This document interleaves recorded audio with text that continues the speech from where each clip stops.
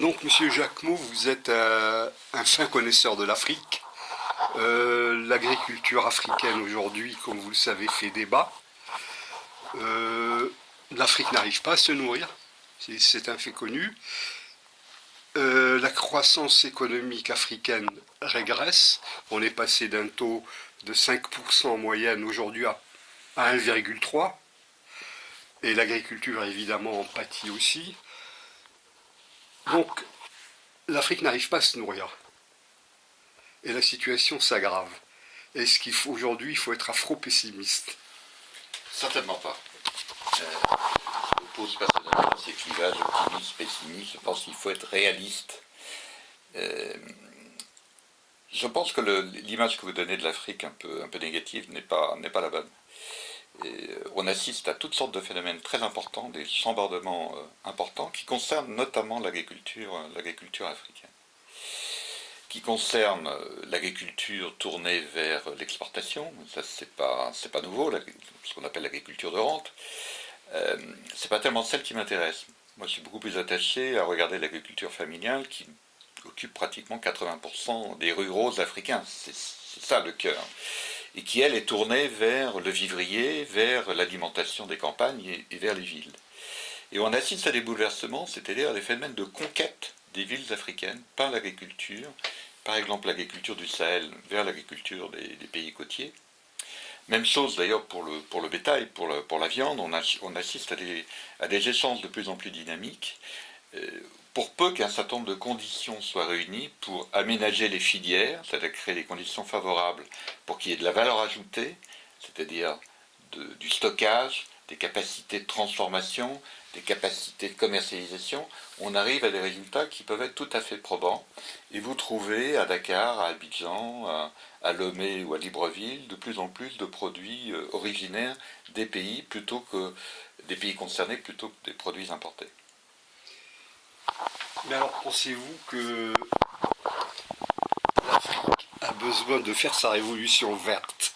On parle beaucoup, on prend souvent en référence l'Asie, qui aurait fait sa révolution verte, et on entend souvent dire que l'Afrique aurait un train de retard, puisqu'elle n'a pas fait sa révolution verte encore. Alors si oui, quelle pourrait être la forme de cette révolution verte en comparaison avec ce qui s'est passé en Asie? Oui, alors la comparaison est bonne et pas bonne. On parle plutôt de nouvelles révolutions vertes, mais mieux encore, on parle d'agriculture raisonnée ou d'agroécologie pour moderniser cette agriculture, mais tout en tirant parti de son potentiel. C'est-à-dire plutôt que d'avoir des engrais importés d'origine chimique, comme ça a été le cas dans l'agriculture indienne à une époque, trouver des processus pour enrichir la terre à partir d'ingrédients de type naturel. L'agriculture sous couvert végétal, par exemple, c'est une des modalités qui connaît de bons résultats. L'autre chose qui est indispensable pour lutter contre l'instabilité climatique et le fait que le régime des pluies n'est pas favorable, il faut de l'agriculture irriguée, mais on n'est pas obligé d'avoir obligatoirement, systématiquement partout, de grands périmètres irrigués, dont la gestion a parfois été difficile. La France le sait, depuis 1936, on avait construit au Mali un immense périmètre irrigué, qui s'appelle le Fils du Niger, qui n'a jamais été rentable. Mais il y a des procédures pour réaliser des périmètres à l'échelle humaine, parfaitement gérables par des communautés, des coopératives, qui donnent des résultats tout à fait favorables. Évidemment, il faut de l'eau, à proximité des fleuves, des bassins fluviaux, comme le fleuve Sénégal, le fleuve Gambie, le fleuve Niger, par exemple.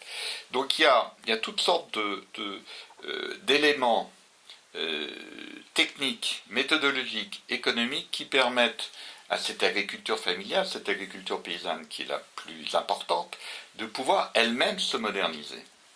Et puis arrive une nouvelle génération d'agriculteurs, ce sont les jeunes ruraux, qui d'ailleurs ne font pas que de l'agriculture. Quand vous discutez avec des jeunes dans les villages, ils ont d'autres activités, mais ils ont accès à Internet, ils ont des téléphones mobiles, ils peuvent avoir accès à des mécanismes de crédit, de finance mobile. Donc on a toutes sortes d'opportunités qui permettent de réfléchir cette nouvelle révolution de l'agriculture, cette nouvelle révolution verte, sous des termes tout à fait différents de ceux qui prévalaient il y a 30 ans en Inde, par exemple.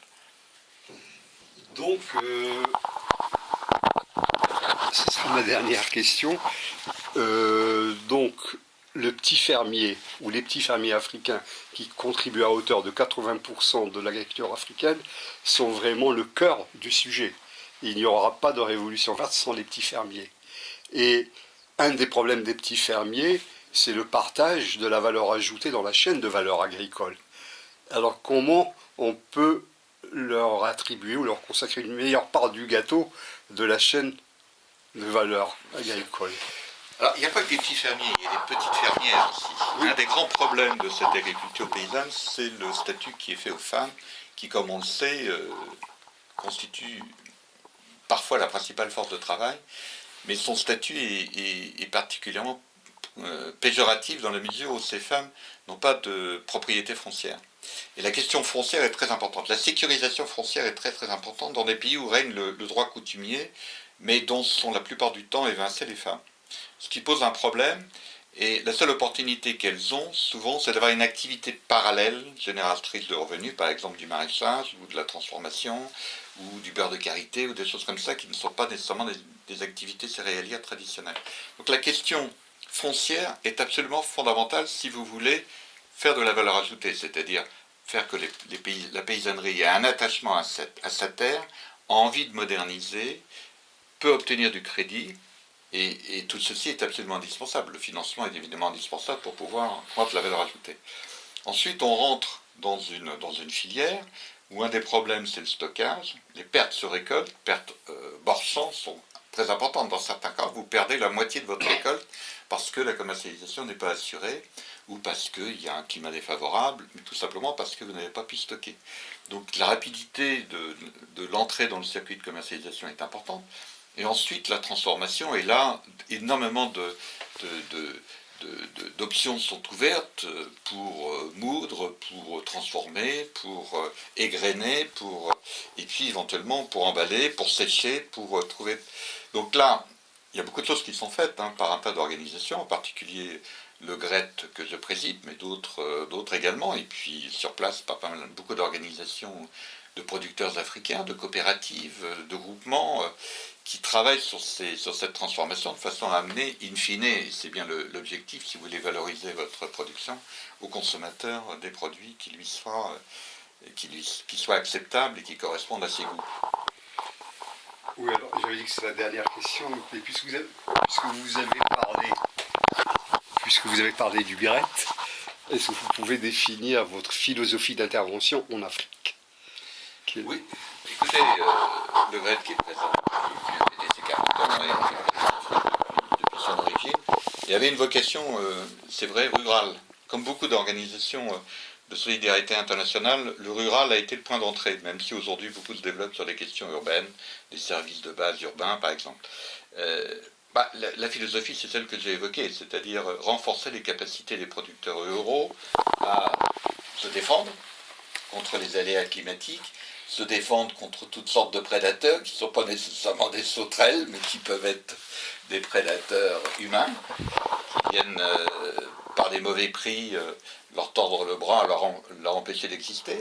Et puis c'est les amener progressivement à aller sur le marché, parce que le marché c'est là où se fait la sanction économique du produit, à aller sur le marché mieux armé, mieux transformé, mieux informé, très important, une capacité d'information, et lui donner plusieurs options possibles, c'est-à-dire la possibilité s'il stocke de vendre ce jour-là ou pas, ou éventuellement de diversifier ses activités pour éviter d'être mono-maïs, mono-coton ou mono-quelque chose, mais lui donner une gamme de possibilités de façon à ce qu'il puisse mieux se défendre sur le marché.